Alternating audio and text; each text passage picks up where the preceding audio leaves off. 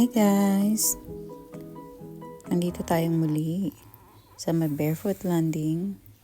Continuation to ng vlog ko yesterday.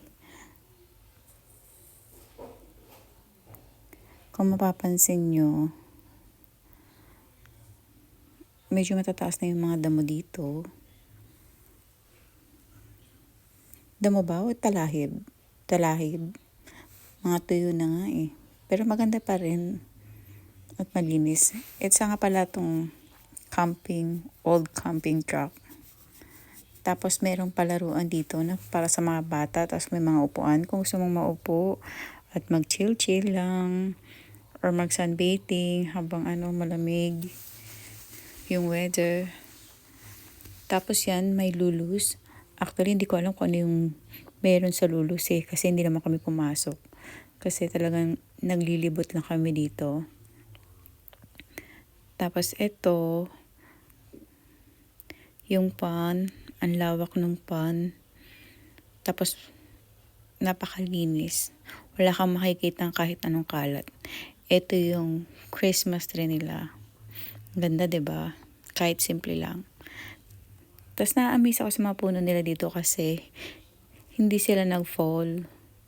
Hindi katulad yung mga puno sa amin sa may Spartanburg. Wala lang dahon.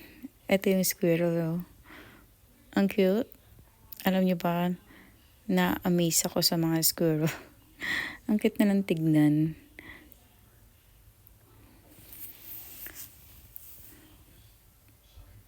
Ayan o, nakipagtitigan pa ngayon yung squirrel. Ang cute. Wala kasing ganito sa Pinas eh. Kaya sa tuwing may nakikita akong squirrel sa paligid, tuwang-tuwa ako. Gusto kong hawakan. Gusto ko silang ipet. Nangahagat ba yung mga squirrel? Ang cute oh.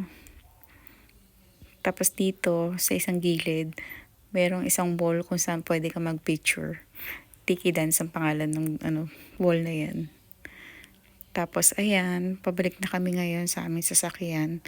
Tapos na kaming maglipot. Sandali lang kung kami naglibot dito. Tingnan lang naman talaga tong barefoot landing. Kung anong meron. Dito na kami dumaan sa shortcut ng bridge. Sa gitna to ng pond, tong bridge na to na nakaano.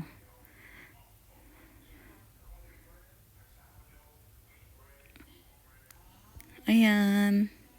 Ayan. 'Di ba? Napakalinis ng tubig nila rito ng pond. Wala kang makitang kahit anong kalat. Ayun lang. Thank you for watching. Please like and subscribe.